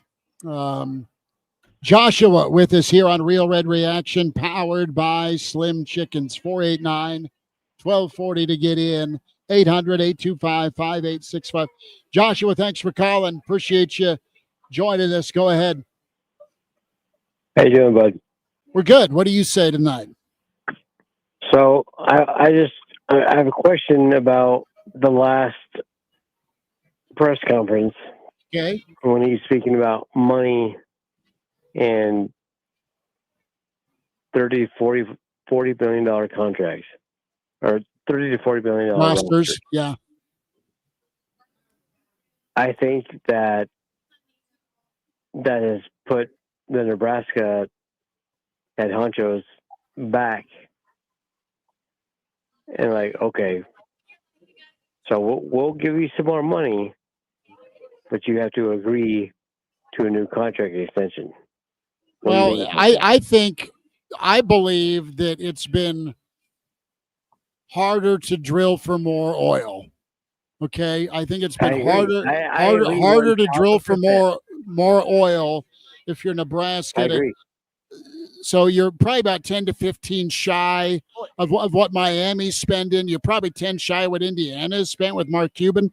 But if you're if you're a rich guy, are you going to give money after tonight? No, what tonight feels like is it feels like your uncle who's got his harebrained $1 million business idea that just needs a $10,000 investment to get it started, and you know it's never going to work out. That's what it feels like after tonight. You're better setting it on fire. It's listen to my $1 million business idea. If you just make a small investment in me, I'll make your money back tenfold. That's what it feels like after a performance like tonight. Meanwhile, you wrecked Dad's yacht and he can't retire. Shooting a music video. Hold on, guys. Hold on. Hey, before tonight, how does Indiana have more money to just blow than Nebraska does? Well, they're not blowing it. The guy's 17-2 and it's going back to the playoff, and he's really good at evaluating talent. When that guy says, I need more money to win more games, you believe him. And he's shown you. We thought the guy was a joke at the press conference 2 years ago. Well, we all weren't really ready for the old SIG effect. Some of us have gotten in line and said, you know what? This guy is kind of a cranky old bastard, but he's good at what he does. He was not wrong. He called his shot and he hit it. Mm-hmm. You're absolutely correct, but I do not want him the head coach of Nebraska. Thank God he will not ever be. But I don't want him anywhere near Nebraska. Don't worry. He's got $93 million and he's a happy guy at Indy. We're safe. Joshua, we'll see how it looks next week, and we'll see if Nebraska can look in the mirror and fix things. Appreciate you listening, man. Thanks for the phone call. Take care. Thank God. Thank you. Gopher fan continues to taunt. They love doing that. They love doing that, and they yeah. love kind of walking around the old lobby here in the Graduate, their home turf. Are they carrying the broken chair trophy around mockingly chanting "Go Big Red"? Yeah. More comments here in the stream as Jericho checks in, says, come Monday, Nebraska's media will tell us how they're still good and can totally win out. Tonight, put them in real danger of getting to 7 or 8 wins. Well, it's just that the style in which Minnesota beat you gave me little confidence for a game like Penn State. It gave me little confidence for a game like Iowa. And I also look at that USC game and I say, well, their defense is bad, but Nebraska is going to make that pass rush look elite. And I think they can go put up 40 points in your defense. So I think there's at least 3 more losses, overreaction based on the night, that I'm chalking up where I go, that's a loss, that's a loss, that's a loss. The old quarterback whisperer, Lincoln Riley, may not call a pass in Lincoln. He's on his 3rd string walk-on running back. I think I don't even think that's going to. Which is, let's be honest, the guy's still pretty awesome. Yeah, it was true. 489-1240 to get in, 489-1240 to dial up. Brody says that was disgusting. Anonymous says, I don't know how PJ would do here. He'd have to deal with getting jobbed every damn game by the crooked Big Ten refs. That's pretty good. As we're in the stream and on air, KFOR, KFORnow.com. Dave, you're right. Playoffs. Let's do, who was the old Colts coach? Jim Mora. Playoffs. Jim Mora. Playoffs. That always runs through my head. Oh, yeah. When someone mentions playoffs. So Sand Hill Quest says 9 bleeping sacks. Why don't they like him? Probably because he holds the ball for 7 seconds. Where are we at with Rhule? I'm waiting for the next break to get it ready to go. Do we need to take one? If we want to have Rhule. Yeah, let's take a timeout. Let's hear from Matt Rhule. Let's get some sort of explanation. Tiger Shark Diver says Nebraska got their A's kicked. Tim Check It In says we're going to have an extra day to get ready for Northwestern. Sure would like to think the boys turn it around and get number 6 after that, but who knows? Frank says therapy. Frank, brother, we're not charging for any couch time tonight. Nope. We take donations. Yeah, that's true. There you go. Tuck, not happy. Outcoached, outplayed, can't block, can't tackle. And you have MJ. This team knows Rhule's leaving and played like it. Their heart has been smashed. I don't know that they know he's leaving. And I don't know if he knows that he's leaving, but if no, he's absolute. There's no way he leaves. No. He's not hireable after tonight. No. And quite frankly, the leverage also got tossed out the window. Yep. Moonbot is back in, says, I hope somebody asked Emmett how he felt getting his teeth kicked in by a team that didn't. Wow. Man. Yeah, I think Emmett played hard, though. Oscar isn't happy. He's crashing out. You know, Scott and Joshua early. I mean, it got to that point where you just got lit up and people turned it off. I mean, there is not, and it's been a while since I've said this and felt this way. There is not a single person on that team, top to bottom, that I don't, from coaching staff to players, that I don't question their desire to be out in the football field tonight. Most of those guys look like they did not have the desire to go lay it on the line for the team, whether it be the coaching staff or the players. And that's what's disheartening. Loss is the coaching staff, their heart wasn't in it. The players, their heart wasn't in it. It was just a putrid, stale, bland, physically dominated performance. Man, fear the farm, not the fam, but fear the farm. Sad effort. Very disappointed with the effort. Funky giblets. Woof. That team was not ready to play tonight. They enjoyed their 1 week of being ranked. Chris, instead of half star or 5-star, more like half star. Ouch. Justice, happy birthday. Might be time to shed the 5-star label and judge DR as a college quarterback in Big Ten play. It hasn't been sunshine and rainbows for the guy. He needs help. He's got to help himself. End of discussion. He's got 5-star arm talent. I don't know if I see 5-star elsewhere. That's fair. That's fair. Hard conversations. Mike checks in. I always try to think positive, but tonight was pure garbage. Just a terrible performance. Ken, I was sort of expecting this. Ken, listen, man, did you put any money down? Did you take the gift of 7.5? I don't know. Could have. Ted checks in. This was so obvious from the very beginning with Rhule. UG going to do it his way because he thinks he's the greatest ever since high school. When you watch him play, he's just not.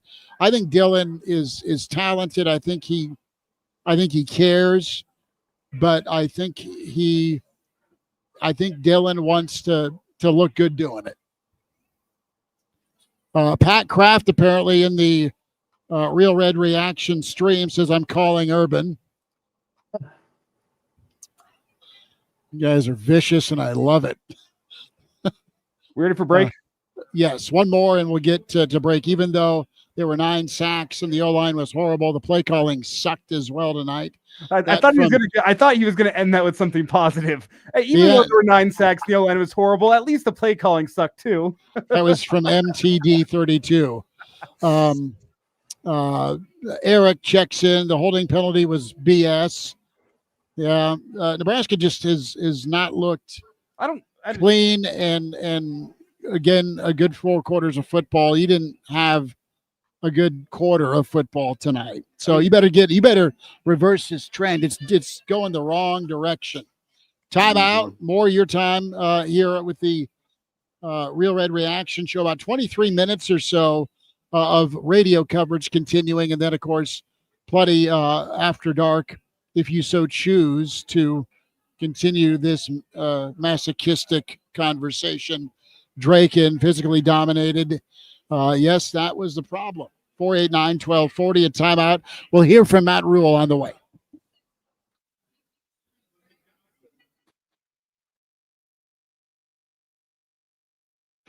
Remember when they used to ask, what do you want to be when you grow up? At Bank of America, we ask every day, what would you like the power to do? When you work here, you help build businesses, inspire communities, and forge legacies. And now we've raised our U.S. minimum wage to $25 an hour. So the opportunity to do more also comes with competitive pay. Learn more at bankofamerica.com/25. Bank of America, proud to be an equal opportunity employer. Wesley Financial Group is not a law firm. I'm Chuck McDowell, the timeshare cancellation guy. In 2011, I founded Wesley Financial Group with one goal in mind, to help honest folks out of their timeshares permanently. Today, I run Wesley with my 2 sons, a real family business, treating every client and every employee like we'd want our own family treated. That philosophy has helped us grow into the largest, most trusted timeshare cancellation company in the United States. Fortune magazine even recognized us as one of the best places to work. Why? Because we genuinely care. In fact, some of our former clients were so moved by their experience working with us, they joined our team so they could help others to timeshare freedom. If you're stuck in a timeshare, give us a call. Let our family help your family. Call Wesley now for your free timeshare exit kit. 800-549-8866. 800-549-8866. 800-549-8866.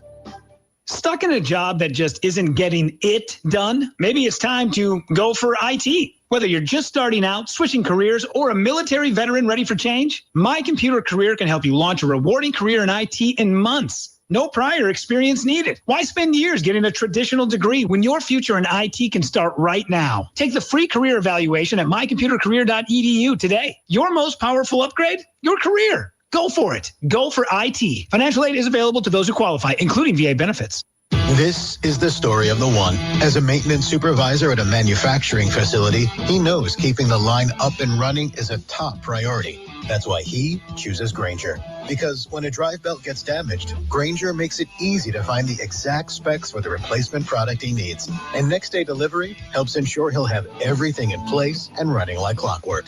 Call 1-800-GRAINGER, click Grainger.com, or just stop by. Grainger, for the ones who get it done.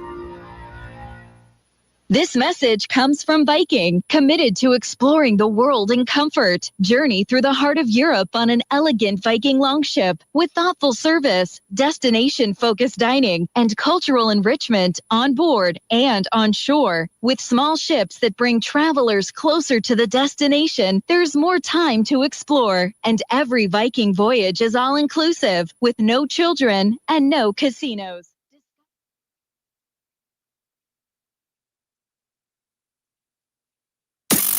This is the Real Red Reaction Show.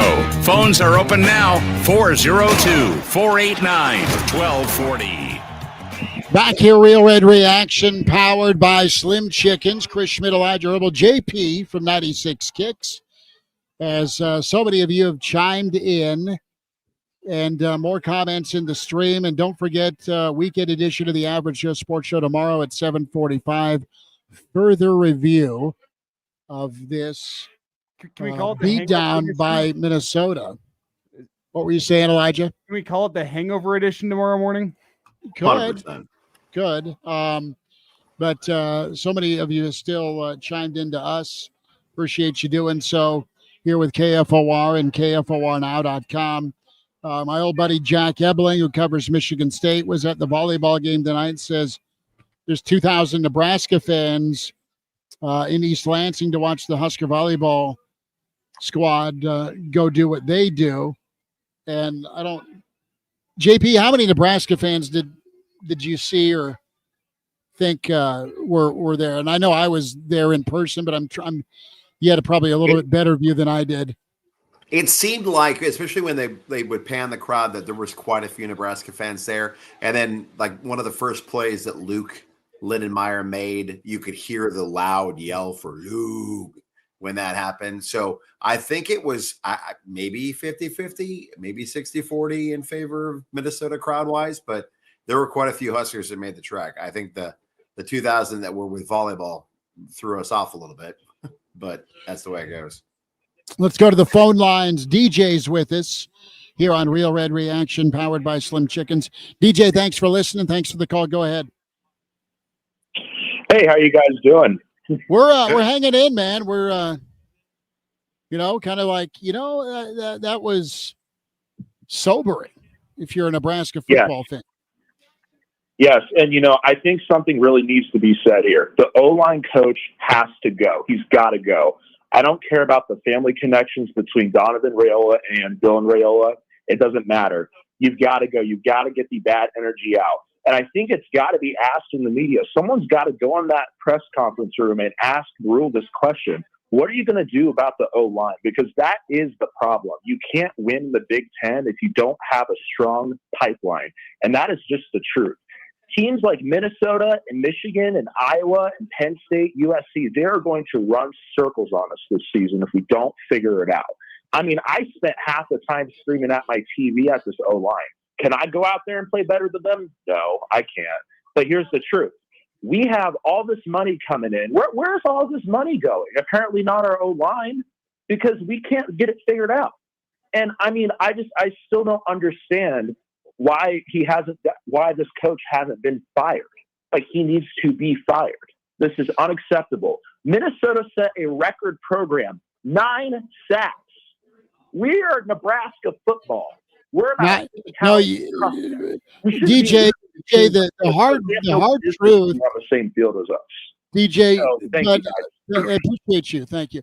The truth is this: you are Nebraska football. I'm going to get crucified here, but you're Nebraska football in apparel and fandom only. You're not the same football program in the Big Ten. You're just not. Minnesota routinely puts you out like a cigarette. And that is so hard to take for Nebraska fans, but you're not even close to being as physical as Minnesota. No. With all the bells, whistles, toys, and bank accounts. and you never thought you'd see it or say it, but going on 15 years, not every year's been brutal, and Rhule's trying to fix all that. And as far as understanding with Donnie, easy target, but there needs to be better production. And listen, that's a hairy conversation, because you're not gonna make that move and not have it upset the quarterback, and you're not gonna have it upset the family. Well, I mean, it's very delicate. Is one player bigger than the program? Well, brother, it should be a no, but it doesn't feel like it. It doesn't feel like it, and that is a great point you just made, Schmidt. And is what I saw tonight in my eyes all on the offensive line? No, they didn't have a good game. But you also can't have your quarterback back there playing like he is playing in front of a 1990s Nebraska offensive line. He's back there playing like he's going to have 7 or 8 seconds in a clean pocket to throw the football. You're not. The offensive line's not playing well tonight. You as the quarterback, you as the guy who's making all the money, you as the guy that is currently the face of the program needs to make adjustments back there. And were there a couple sacks where he was dead to rights? Sure. Were there also a couple sacks where he had plenty of opportunity to get the ball out quicker, find a check down, have better pocket presence? Yes. So it's not just on Dylan. It's not just on the offensive line. Those units work in harmony. The quarterback, the running back, and the offensive line all work in harmony. And tonight they were not working in harmony. You cannot be the quarterback that thinks he has 7 seconds for the football when all game you've had 3. Right. You've got to get rid of the ball. You've got to get rid of the ball and do something with it. And you've got Luke standing there at tight end waiting to catch the ball. You have EJ that if he's not getting blown up by the linebacker blitzing, you've got him over there that you could toss it to. You've got just make different choices, make different routes. You've got a crossing pattern. You could do a hook and get somebody wide open just as a safety valve. You know that they're sending those ends all the time and blitzing hard on you. You got to make adjustments. And that didn't happen. And then Dylan just kept on putting himself in bad positions, as well as getting blown up by his offensive line not blocking for him. And it's all of those factors that come into play that they have got to fix before the next game. And I have seen offensive lines have worse nights that not give up 9 sacks in a game. And that's the heart of my point. Were they good? Yeah. No, they deserve to give up some sacks because they weren't great tonight. But I have seen offensive lines having worse performances not give up 9 sacks. Yeah. 9. I've seen some terrible offensive line performances that end in 3 or 4. And you're like, man, the offensive line was a problem. 9? Right. Yeah. My Tennessee Titans are terrible, and Cam Ward didn't get sacked 9 times at any point in time this season. Because to me, in my opinion, I'm biased as a former offensive lineman myself. Sacks are 60% on the quarterback, 40% on the offensive line. 60-40. That's where I'm at with it. Do we have Matt Rhule time? Ready whenever you are. All right. Matt Rhule, post game. What did he see? What does he say about the humbling thrashing here in Gooferland? All right, obviously very disappointing. Credit to them. They're the more physical team. They made the plays they needed to make, and they beat us pretty convincingly. So hats off to them, and obviously disappointed for our guys. Coach, what did they do just to kind of get you guys out of rhythm? It just didn't seem like either side, offense or defense, had the flow that maybe you guys have been playing in the last few weeks. Yeah, defensively we gave up the one long touchdown. And other than that, they didn't really move the ball against us in the first half. It didn't, felt like that at times. But they had 52 yards passing. They had, aside from that long run, they didn't have many yards rushing. So, but it definitely felt like we were on our heels, even though and then obviously in the third quarter, the 4th and 1 defensive holding call was a really, really crucial call. Felt like we had them stopped. Everyone played the play, and but so defensively, I just we're on the field a lot. But offensively, the very first play of the game, we had a missed assignment, just was out of whack. Obviously, Rocco going down, and our prayers are up for him. Hopefully, he's okay. They had to take him to the hospital. It sounded like. And then, obviously losing Pritch. But I just honestly, Sean, we were just kind of out of whack the whole day. they pressured us, when we had chances to make plays. I mean, we ran by them, we didn't get, just, and I don't say that's any one thing, right? Just at no point did we make the play you needed to make to win the game. Couldn't, it was 1 for 5 on third down in the first half. And just a really bad effort. 9 sacks is extreme. What's your immediate explanation? How would you size that up? It was a little bit of everything. The back gets beat by a linebacker, and back missed assignment, not in the flat. The quarterback goes to throw it to him, gets sacked. A couple of them maybe were holding. But just overall, I thought they were the more physical team tonight. Obviously, you lose 2 offensive linemen. That's going to hurt you, but we're not going to make any excuses. They got after us. From a sheer blocking and tackling standpoint, where do you feel like your guys' level of execution was, and also at some point maybe in that second half, your level of belief on offense? I don't want to start. I don't want to start psychoanalyzing it on my end. I think I can only make mistakes if I do that. But to your point, at halftime game, we just kept saying tackling. They ran running shallow crosses versus man, and we were missing the tackles. Even the long touchdown run has to get tackled. You have to tackle those plays. We have the players to do it. We have to make those plays, and so. But it wasn't any one play. It just. John had 5 D linemen in there, and you need to make a play, make a negative play, and we just were never able to do it. And then offensively, I don't want to make it anything more. At least for today, I'll talk to you guys on Monday, obviously. But for me, it was anything more than just blocking and catching and making a play. We got the ball down the red zone twice, and we don't score, and. Early in the game, those are plays. You like to get 14-3 in that, or 14-7 in that first half. So, I just think it was just they were just absolutely the better team tonight, and we never took advantage of anything the whole night. I'm sorry. What was the explanation that you got on Pritchett's target?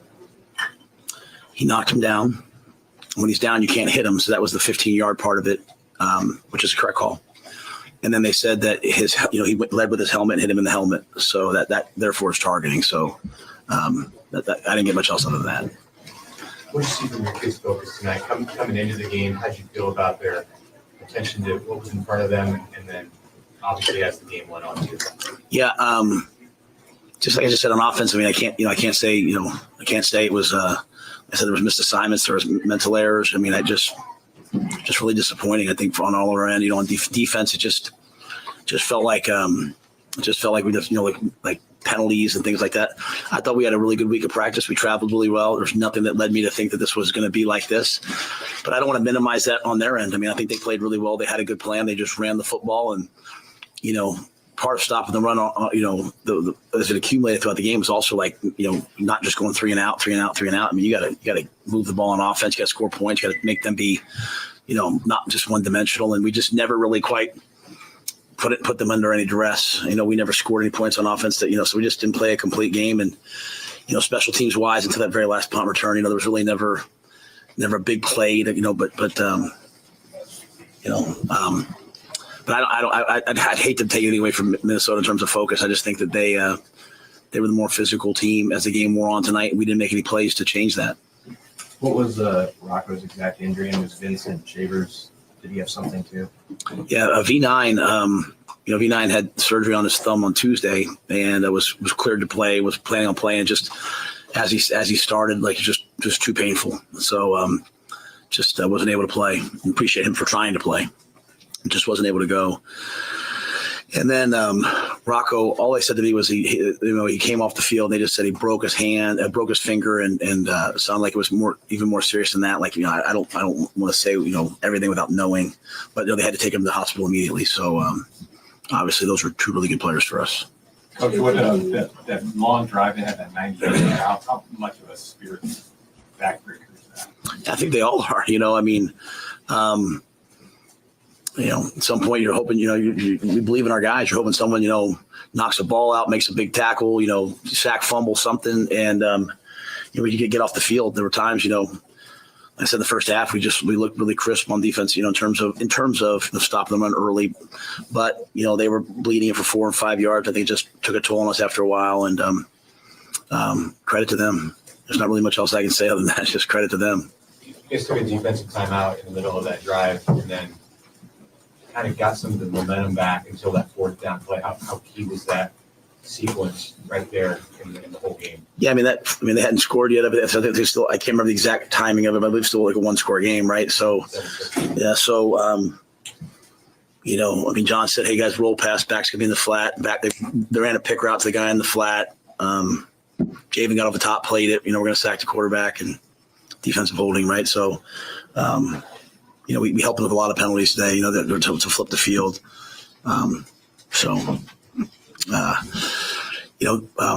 At that point, we're kind of starting to have some issues with some bodies. Defensively, some guys were getting banged up. So, we kind of had to go to a 4-down front, took a timeout. And that's the play. You're hoping you make that 4th and 1 stop, and that's the play that kind of ignites you. We really had that igniting play in the game. Are you surprised you weren't able to run the ball more effectively against them? Well, in the middle of the third quarter, I keep track of the running back. We're averaging like 4.5 yards a carry. But I mean, the sacks were just such direction. You're in 3rd and 2, and it's a sack, and Dylan just got beat up, and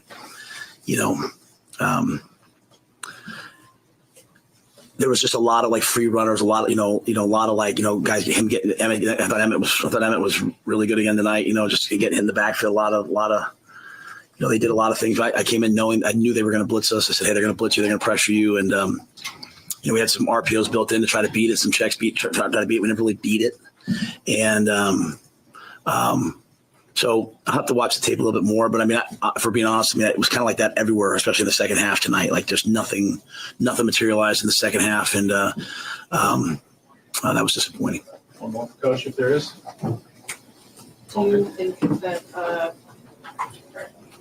is Rocco going to have to stay here tonight? Is he going to? I have no idea. I literally went in the locker room and came in here, so I'm not sure. I'm not sure honestly what the prognosis is. Okay. All right, thank you guys.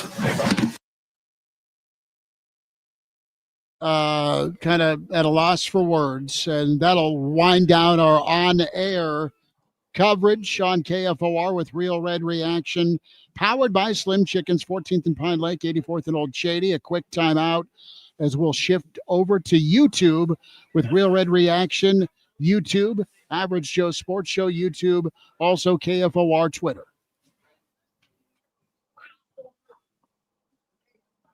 And we keep it here. JP, I know I'm not sure how long you want to hang out with us here into the night. It's up to you. Yeah, I'm going to have to roll out. I've got Husker basketball to get ready for tomorrow. So feel free. Do you have a final thought on this one before we say goodbye? Yeah, I pray things are okay with Rocco. I pray our offensive line can kind of figure their stuff out. I think hope is not completely lost. Northwestern is beatable. We just they've got to do their jobs, and they've got to figure this out, learn from this, and get better, and not look past one team to the next. And I think if the development is still happening for Dylan, yes, he was a 5-star coming in here. It's still, he's a sophomore. And yes, there are other quarterbacks in other realms that have done well right away. I don't think that's there with him. I think he's still developing. If he can figure out the mistakes he made today and learn from that and grow and help his offensive line, and if they can figure out offensively ways to avoid him just standing back there for forever or getting destroyed, if there's a medium there where they can get some good crossing patterns, get some good motion from their wide receivers and tight ends to give him some outlets, they can win games like this. I think there's been a big light has been shined down on this offense over the last couple of weeks, and Minnesota was able to take advantage of it. And now it's on Coach Rhule and his team and his players to get past this, learn and grow. Yep. JP, appreciate you, man. Thank you for jumping in and being part of the Real Red Reaction show here on KFOR. And we'll check in with you. Have a good call tomorrow with basketball. Thanks, sir. Going to be a good time. Fighting Freds take on the BYU. They're Cougars, but we'll just rename them the Payroll. I thought you were going to call them the Fighting Mormons, which would also be fair. Well, I thought about it. I saw the look in your eyes. But most Mormon folks, and they're awesome people. We've all known Mormons from time to time, and they are incredible people. But I wouldn't mess with them, but I wouldn't call them fighting. You know what I mean? They might be able to whoop your ass, but you don't get in fights a lot of times with them. Speaking of a team that could not kick your ass tonight and was not willing to get into the fight, I know I've been really harsh on Dylan tonight. And I think we've this isn't personal. You know, And I don't want it to sound personal. I'm just looking at it as the franchise, the investment, the expectation, and he's got to play better, man. And it's been 3 weeks. He's made some great plays. He won it for you last week despite struggling. Yeah. Good for him. But you can't come out. You've got to throw the football away, dude. You've got to live to fight another day. He's going to take the arrows because he's the face of the program. Right. It's as simple as that. That's why I'm chucking arrows at him tonight, because I think he's got to play better. But as I said earlier, and I'll reiterate this, got to have help. There is no one on this team or in this coaching staff that is going to have a good film day tomorrow whenever they go watch this film sitting down at the stadium tomorrow. No one. There is no one that has a single positive takeaway from this football game. The offensive line was bad. The running backs were, inconsistent at best. Wide receivers weren't getting separation. Defensive backs were not tackling, and they weren't covering great either. Linebackers felt slow to the football. Defensive line was getting pushed around. Archie was all right, but, you don't want to see him. Eckler pointed out in 6 games, he's punted 13 times. You don't want to see Archie because your offense is doing their thing, and they clearly weren't. We'll get to more of your comments. You can call up 489-1240. We can still patch phone calls in. It's the Real Red Reaction After Dark, still powered by Slim Chickens. What do you say? We'll get another 15 minutes here or so? Yeah, I think so. And then if you still need to get this out of your system, weekend edition tomorrow morning, 7:45-ish. We'll check in with Brandon Bogo, Mark Rainack, Elijah Herbel, myself, Bill Dolman, the Iron Horse, Gary Sharp. So Ted checks in. And Ted's an Ohio State guy, says so happy when he decommitted from Ohio State. A guy that goes to 4 different high schools in 4 years with a dad like his is just a major red flag from the get-go. This was inevitable. So that from Ted. Coach Brandon says, what just happened? Captain asks what I think about Dana. I think Dana's still a good offensive coordinator. I think Dana's a hell of a good coach. I think there are problems with what he wants to run versus what he can run. And they were able to run it last week. Both. They were able to run what they thought they could run and what they wanted to run. There was an emphasis. So I'm not sure, Elijah, that this team is ready to go on a losing streak. And I'm not sure this team is ready to have a limp in, limp out November. I think it's going to be tough. UCLA's playing good football. SC's playing really good football. We'll see what SC is after tomorrow night, what their hopes are like playoff-wise. Iowa's never easy. And Penn State, who the hell knows? But Nebraska should split November and be 3-1 after October ends. You should win next week. I don't want to say should, because Nebraska should have won tonight, but just based, if you're looking purely at the talent that each team has, Nebraska had more than enough talent to go out and win this football game. They didn't have the want to go win this football game. They didn't have the effort. They weren't physically ready for the fight. They thought, did it feel like to you they just thought they could show up and beat Minnesota? It's only Minnesota. I just think it wasn't that they just felt they could show up. I don't think they were expecting Minnesota to bring the fight that they did. I think that's a better way to put it. Not that they weren't ready, not that there's been a lot of away from the fight, but the fact that I think they walked into this game not expecting just the brawling nature that Minnesota was going to bring tonight. Well, and I'll tell you this, they misjudged, it looks like, Michigan State from a game plan standpoint with their sacks. They were always ready and weary of Michigan. But Nebraska they're just not that good. That's the truth of it. They have some good parts. They have some good pieces, Elijah, but they're not a playoff team, and they're not a top 4 Big Ten team right now. They're somewhere right now, they're probably outside the top 10 in the league. Whenever you don't bring it, in 100% fashion, this team is not good enough. I mean, you brought it against Maryland and escaped with a 3-point win. You found it. You found a way against Maryland, but you played pretty bad offense second and third quarter, and it's your second week. It's your second week in a row you've tackled like hell. I'm saying I think the team did not look like they were going to physically roll over last week. I think they brought it for 4 quarters. Their execution wasn't there for 4 quarters, but physically they brought it. They didn't bring it physically ever tonight. Their execution was poor on top of that, but they never physically brought it. That's what I'm saying here with bringing it. Having the right mentality to go out and win a football game. Having that will, that desire to win that the other team can't match up with. And I've talked about Alabama at times this year and what I thought has changed for them as the season's gone on, where they're getting back closer to what it was under Saban. What it was under Saban was not only a team that out-talented you, but it was a team that wanted to take your desire to play the game of football away whenever they stepped on the football field.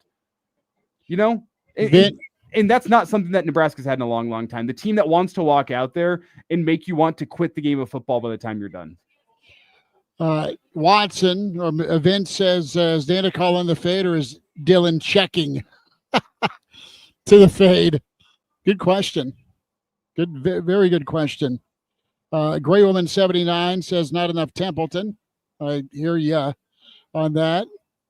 You have Vince and Ken replying to Vince. I wonder if that's reality. With the check to the play call. More comments in the stream. There is some fair criticism of the officiating. Yeah, you could, but it's not why you lost the football game. I didn't think they were good, so I'm not going to talk about it because it didn't factor into Nebraska going out there and winning or losing. If Nebraska got great officiating tonight, they would have lost that game by 3 scores. It didn't matter. Mm-hmm. That's why it's not anything that is in my thought process right now. It didn't matter how well those officials did. Those officials could have tried to gift you the game. You would have lost by 3 scores. You weren't ready. You weren't ready to go physically stand up to Minnesota tonight. No. And I just wonder how many teams can be ready week to week, game to game in the Big Ten. I mean, and you think with what Nebraska has resource-wise, that every Saturday you're going to see a team that physically and mentally is ready because of this investment, because of this capital you have in the program. And it ain't going to happen with 18 to 22-year-olds. Scott checking in. Scott, we got to ask Scott if he turned to the Rumble Mints. He's just crushingly disappointed. I was going to say, though, there is a coach that always has his players ready to go, and his name is Curt Cignetti at Indiana. That's why he's one of the best coaches in the country right now. Yeah. There's not a game that those guys aren't ready to go out and play. Brian is right. Mass kicks on the D-line for sure. You have Phil checking in, says Dylan leads the league in time sacked, starting to look like Shador. That's kind of the point I was making earlier, and I've said it before, why I say sacks are a quarterback stat. If you think Nebraska is the worst pass protecting offensive line in the Big Ten or in the country, you need to watch more college football. There are some bad offensive lines out there in terms of pass protection, and their quarterbacks don't get sacked as much as Dylan Rhule does. I don't think I need to explain it more than that. Go out and watch some college football this week and see some of the offensive lines. There are some offensive lines that do not give their quarterbacks much time. And either as an offense, from a game plan point of view, they've adjusted for that. So the quarterback gets the ball out of his hands quicker, or their quarterback himself is able to get the ball out quicker, has better pocket presence, whatever it may be. There are quarterbacks out there with worse offensive lines than Nebraska that don't get sacked as much as Nebraska. 489-1240, 489-1240, 800-825-5865. Here's one thing I want to ask about, and I want to go to that drive Nebraska scored on, Elijah. Let's go back to when it was Nebraska scored first, didn't they? They were up 3-0. Mm-hmm. Wow, that's a lifetime ago. So Nebraska's driving. They get the play you want from Dylan, the improv, right, where he's flushed a little bit, hangs, and then hits Lindenmeyer. You get the pass interference penalty on that second third down. of the drive, and then you have a play where on the third down you don't convert. You have a wheel route that's open if you stand in the dump off, and you you take your shot with EJ one-on-one, or you go to the goal line and try and find Barney sitting down in the zone, and he gets sacked. He gets sacked, and he held onto the football. It wasn't just like 1-2 and he's dead. No, I mean, he got sacked, and you're forced to kick 3. Well, there's Barney has disappeared since Michigan, and it's not his fault. People are obviously keying on him, but he's been open, and they've not found they've not found him. That's the maddening part of this. When it became 21-6 or 24-6, and Vic brings this up here, seeing repeated proof that Rhule isn't willing to sit a guy or a coach he adds, are we surprised that we didn't see TJ Lateef at the end of that game at all? Whenever Dylan Rhule was clearly seeing ghosts, he was clearly harassed by that defensive line. The game was feeling, you have a hostage. In all reality, it was out of reach. You have a hostage situation. You bench him or you do something you don't like.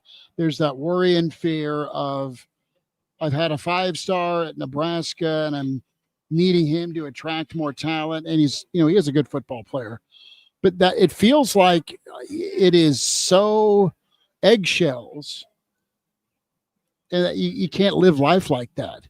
Yeah. There have been times where you bench him. Now, I was talking to you in the press box after the interception against Michigan State, and he went out and made the play on 3rd and 10 that flipped the game. So you got to be right with when you tell your quarterback to sit and watch. I mean, you have one chance to play that card as Dana, as Rhule, as Nebraska, or you risk losing it. And there's still a lot of football in his life left. You don't want to jump, and it shouldn't be that way, but it feels that way. Maybe we're wrong. Maybe he can take an ass chewing and a benching. I would think with the family being rough and tumble as they are, with the offensive line background, that they understand that if things aren't good, it's going to get called out. I mean, that's why they were such great players. So I think it would be okay to see Lateef. But today was the day where I thought you should have done it. I haven't said that yet this season. Tonight was the night, especially at 21-6 or even 24-6, where I was surprised that you don't see Lateef out there, just because Dylan's getting harassed, and I thought it became an injury concern for him. Like that, well, you can always a mobility thing. You can always go and sell that. If you want to get out there and protect your quarterback, you can just say he was out there getting rocked. Let's go get the second string guy killed. The game fell out of reach. We wanted to keep him safe late in a football game that we didn't think we were going to be able to go and win. And as a Husker fan, you would have accepted that and said, you know what, you don't want to give up, but it did feel like that, and we were excited to see the second guy.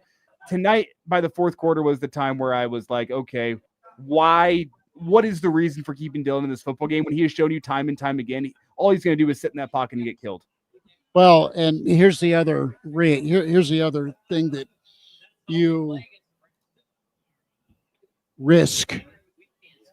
Maybe you risk getting TJ hurt. Maybe you risk him performing, or at least getting that ball rolling. You risk a quarterback controversy, and it shouldn't be a risk. Your goal is to win the football game and play the best people.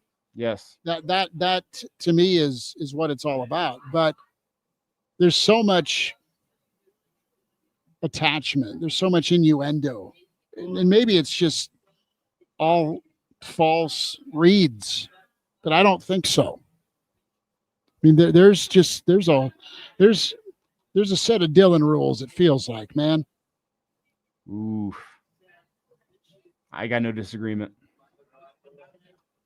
Because if I'm the offensive line, I'm gonna start. If I'm the offensive line, I'm gonna get real pissed real soon, because that's my bar tab you're running up. You're not helping the bottom line of winning the football game. If I'm on that offensive line, I'm getting real sick and tired of getting scapegoated. That's where I'm at if I'm on this offensive line. Because, were they great tonight? No. Were they the reason Nebraska gave up 9 sacks? Also no. It's 50. It's Dutch. There are guys playing right now that just have been overmatched by edge pressure in the Big Ten. But if you can establish the run game, you're not one-dimensional, and it isn't open season as easily. So we will try and tackle this a little bit more tomorrow with some other voices, some smart fellas, along with Elijah Herbel tomorrow. Oh, it's going to be a lot to talk about tomorrow. Yeah. Tim Bob. It's like, that's 8 minutes of time I'll never get back. Watching the 98-yard drive. Man, it's vicious. It is vicious. Nebraska fans dejected, frustrated, angry, and totally understand it. We'll see if it gets a little bit better tomorrow. This will do it for the Real Red Reaction Show, powered by Slim Chickens. 14th and Pine Lake, 84th and Old Shady, 84th and, help me, Adams. 84th and Adams, another location going in. Go see Hooksy and the crew. Get your chicken fix. Just awesome. Appreciate all of you in the stream for checking us out. Like and subscribe to the Average Joe Sports Show. Check out KFOR Facebook and Twitter. Check out the Average Joe Twitter handle as well, AJ Sports Radio, AJ Sports Pod. Give Elijah a follow at Herbal Essence at Schmidt_radio. And we'll be back at you tomorrow at 7:45-ish on YouTube with more thoughts on Nebraska, Minnesota. Big Red get rolled tonight, as it was problematic, but at least you can pour a drink and cheers that Miami lost. If you're a true, real, hardcore Nebraska fan, that's always celebratory. If Miami loses, they did. They lost at home, but Nebraska smoked 24-6. Just one last quick thought. Let's just read out the team stats for you. 3 of 11 on third down. 213 total yards. It's either hot or cold, man, with this offense. Minnesota went for 339. Nebraska threw for 177. Minnesota only had to throw for 153, 16 out of 20 on completions. Nebraska ran for 36 yards. Minnesota on that 200 barrier, 186. Nebraska 1.2 a carry. Yes, 9 sacks help that number be awful. 6 penalties, and you had 5.3 a rush. What did we say? It needed to be below 4 for Nebraska to win today. It wasn't.